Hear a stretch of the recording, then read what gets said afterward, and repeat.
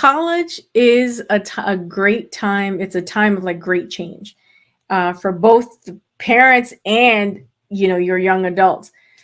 Young adults are dealing with being on their own, possibly for the first time. And parents may be dealing with the empty nest syndrome, right? Because, we're so intimately involved with raising our kids, it's tempting to see them as just that, little chickadees, little children. But in the eyes of the law, the apron strings get cut the minute that they turn 18, like it or not. Once they cross that threshold into adulthood, they're no longer under your agency, legally speaking.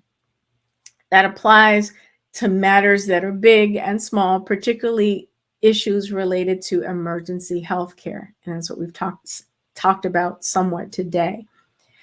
So that's why having an open understanding with your adult child is so important.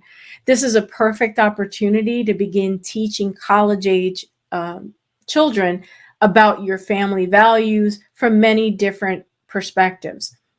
Being responsible, taking care of your affairs, your legal affairs.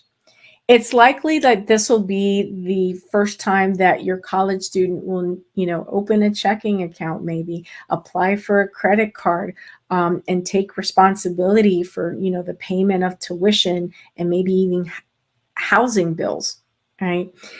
As part of that introduction to real life, it's a great time to discuss and ask that that adult child to execute an advance directive, a power of attorney, HIPAA waivers, and even a will and other appropriate estate planning documents.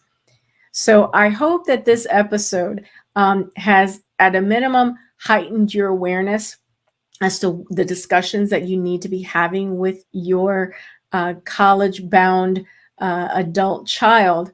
But it also, hopefully, it sparked some questions about your own estate planning. And that's what we hope to do. We hope to educate, inform, and ultimately empower, right?